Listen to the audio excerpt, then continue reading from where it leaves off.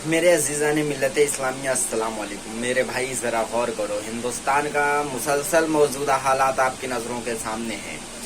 लेकिन मेरे भाई ज़रा गौर करो, लखीमपुर खीरी के उस हमले के बाद और उस टेररिस्टों के हमले के बाद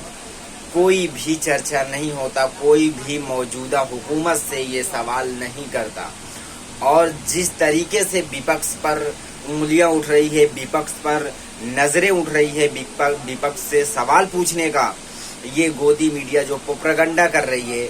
जरा आप गौर करो कि ये प्रोपेगेंडा किस तरीके से ये लोग कर रहे हैं। मेरे भाई ऐसा लगता है जैसे विपक्ष ही हुकूमत में है, इक़्तिदार में है। इसलिए ये जितने भी गोदी मीडिया है या जितने भी गद्दार बोलो या कुछ भी बोलो, इनको कम है। मेरे अजीज़ान मिल्लत इस्लामिया, आप ज़रा गौर करो, मुसलसल मौजूदा हालात हिंदुस्तान के आपके नज़रों के सामने है। मेरे भाई मैं क्या आपके दरमियान में रखूं? कहीं चीन की तरफ से अपने पास खबर आती है, कहीं लखीमपुर खीरी से खबर आती है, कहीं हिंदुस्तान के बहुत ऐसे सूबे हैं जो कश्मीर को ले लो और बहुत इलाके हैं जो अपने सामने मौजूदा हालात में आते रहते हैं। ऐसे ऐसे हालात, ऐसे ऐसे वाक़यात जहाँ पे मुसलमानों की आबादी कम है और वहाँ पर मुसलमानों का जुल्म किस तरीके से होता है और मुसलमानों के ऊपर हमला किस तरीके से होता है, वो मतलब चीज़ आपके नज़रों के सामने मुसलसल मौजूद इक़्तिदार में मौजूदा हुकूमत में आपके नज़रों के सामने है। मेरे भाई मैं जो आपके दरमियान में रखने आया हूँ, ये बातें हैं, ये जो आपके पास जो ये जानकारी होना चाहिए, ज़रूरी है ये जानकारी होना, क्योंकि मुल्क हिंदुस्तान एक अजीम शान मुल्क है। मेरे भाई यहाँ पर किसी दलालों की या किसी मुखबरी करने वालों की, किसी या घुसखोरों की या किसी घुसपैठियों की जगह नहीं है। मुल्क हिंदुस्तान या मुल्क हिंदुस्तान किसी राक्षसों की सरजमीन नहीं है। ये मुल्क हिंदुस्तान एक पाक सरजमीन है, बाबा रतन हिंदी की सरजमीन है, जो आज मुल्क हिंदुस्तान को जो इतनी शोहरत, इतनी बुलंदी मिली है तो बाबा रतन हिंदी के वजह से मिली है। और हमारे उलमाओं, हमारे उलफज़ाओं कराम के वजह से आज हमको इतनी शोहरत और हासिल हुई है। मेरे भाई मैं चंद बातें मैं लखीमपुर खीरी के दरमियान से मैं ये रखना चाहता हूँ कि मेरे भाई जो वहाँ पर जो मंत्री का बेटा है, मंत्री का लड़का है, किस तरीके से किसानों के ऊपर गाड़ियों को चढ़ाते हुए, रौंदते हुए चले गया, उस पर ये जितने भी गोदी मीडिया है, दलाल मीडिया है, ये लोग की ज़बानें नहीं खुलती है। और ये लोग अपने एंकर पे क्या लिख रहे हैं कि मेरे भाई ज़रा आप गौर करो, आंदोलन का चोला खूनी खेला। ये जो रिपोर्ट है, ऐसा जी न्यूज भी छापा है और ये इसका नाम भी नहीं लेना चाहता हूँ। मेरे भाई जितने भी गोदी मीडिया हैं, आपको तो मालूम है कि लखीमपुर खीरी के हमले के बाद जितने भी गोदी मीडिया हैं, सब अपने अलग अलग सवाल लिख रहे हैं, अपने अलग अलग वाक़यात को सरकार की हुकूमत में रखना चाहते हैं कि सरकार हम पर देखकर खुश हो जाए कि आज हम कितना अच्छा एंकर चला रहे हैं। लेकिन मेरे भाई मुल्क हिंदुस्तान को बर्बाद और तबाह करने में सबसे बड़ा रोल कोई अदा कर रहा है तो यही गोदी मीडिया है। और इन फुल गोदी मीडियाओं का यही कहना है कि मुल्क हिंदुस्तान को किस तरीके से गुलाम बनाया जाए, मुल्क हिंदुस्तान को किस तरीके से जो जुल्म का जो सिकंजा है किस तरीके से कस दिया जाए। ये गोदी मीडिया का जो प्रोपेगेंडा है और मौजूदा हुकूमत के साथ मिलकर ये जो प्रोपेगेंडा कर रहे हैं अपने गोदी मीडिया चैनल पर, बहुत कामयाबी और कामरानी से लोग अपना हासिल पाते जा रहे हैं। लेकिन हम सबको सोचना और समझना इसलिए बेहतर होगा मेरे अज़ीज़ान मिल्लत इस्लामिया कि आज चाइना हमारे मुल्क और मुल्क हिंदुस्तान में किस तरीके से आज की ये रिपोर्ट मैं बता रहा हूँ, आज की मैं रिपोर्ट बता रहा हूँ मेरे भाई। आज लद्दाख में घुसकर काफ़ी अपना वहाँ पर चाइना जो फौज है, चाइनीज़ फौज है जो वहाँ पर लद्दाख में घुसकर मेरे भाई अरुणाचल प्रदेश में घुसकर किस तरीके से वहाँ पर हड़कंप करती हैं, वहाँ पर हमारे सैनिकों के साथ और वो झड़प करती हैं। और मेरे भाई ये सोचने की बात ये होती है कि हमारे सैनिकों ने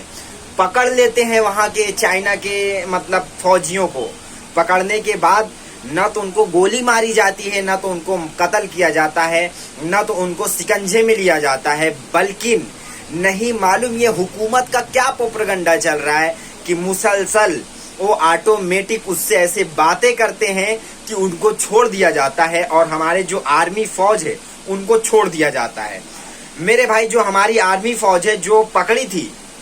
चाइना के जो मिलिट्री फोर्स को पकड़ी थी, हमारे 3-4 कुछ उनकी तादाद थी, उनको पकड़ लिए थे हमारे मिलिट्री के जवान, उनको पकड़ चाइना वाले लोग को पकड़ लिए थे। पकड़ने के बावजूद नहीं मालूम ये हुकूमत का क्या प्रोपेगेंडा चला और उनको छोड़वा दिया गया। मेरे भाई जो छोड़ दिए गए और वो चले गए। लेकिन ये हम सबको सोचने और समझने की इसलिए जरूरत है मेरे भाई कि आज हमारे मुल्क हिंदुस्तान में जो अपराधी हैं, जो टेररिस्ट हैं, जो आज ये चाइना सोच रहा है कि जो आज कश्मीर के बीच से कश्मीर को अपने कब्जे में लेकर कश्मीर को अपने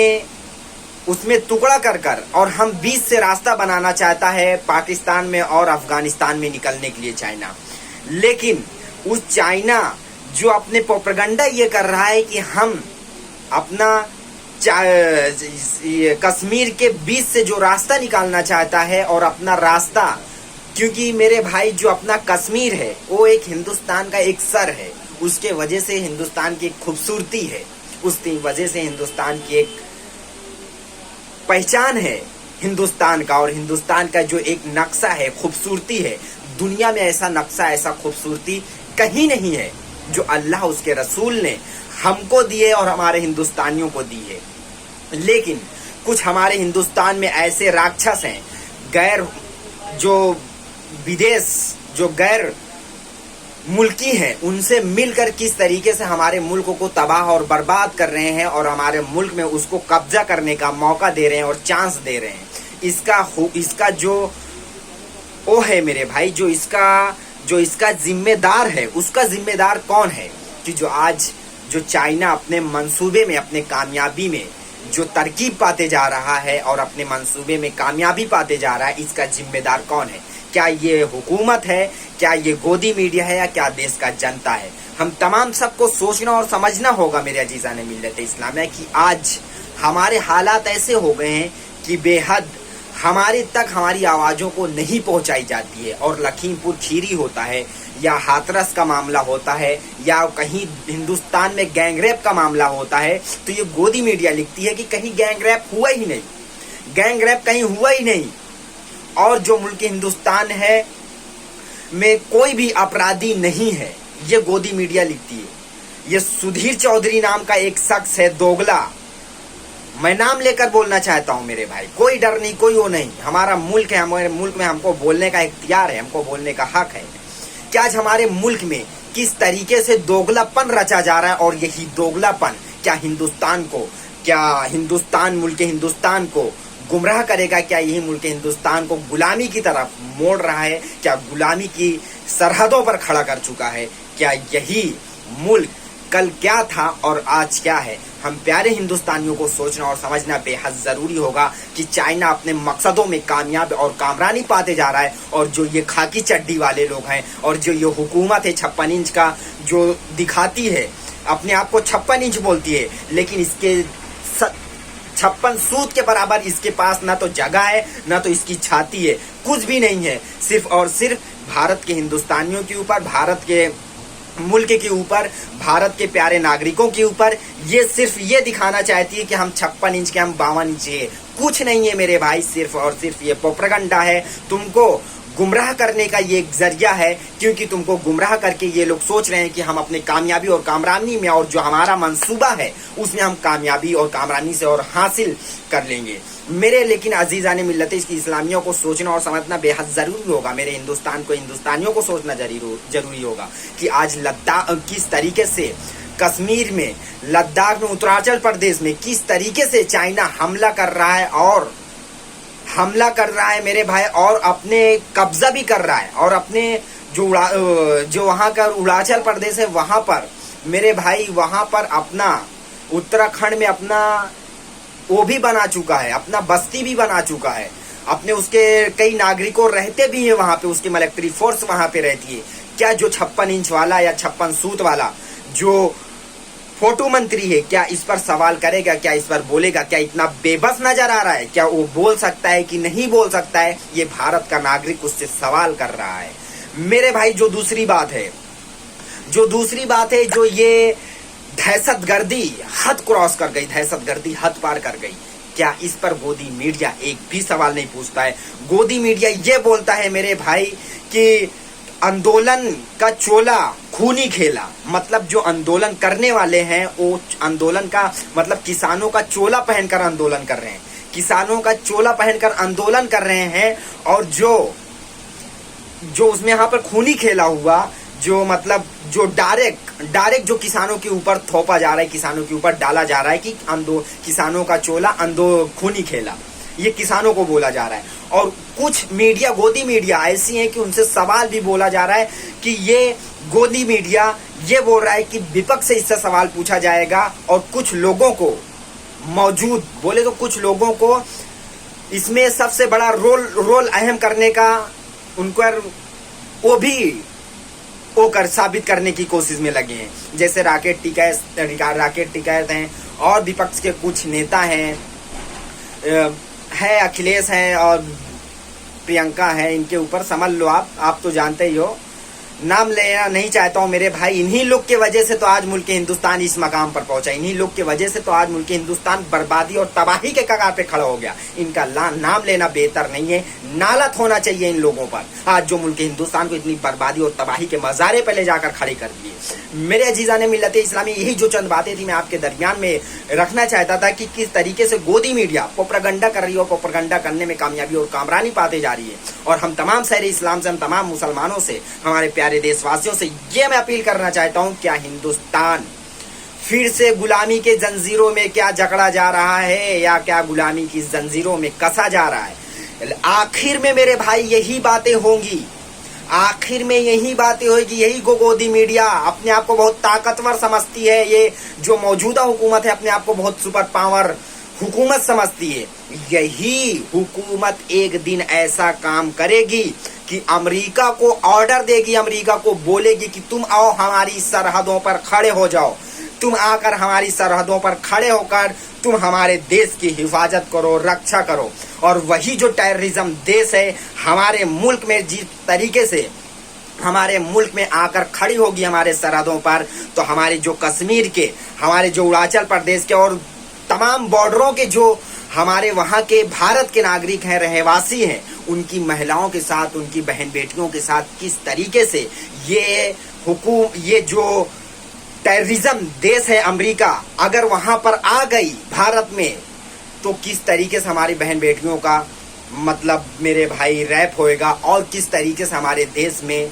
किस तरीके से बदसलूकी की जाएगी। अगर ऐसा वाकया हुआ,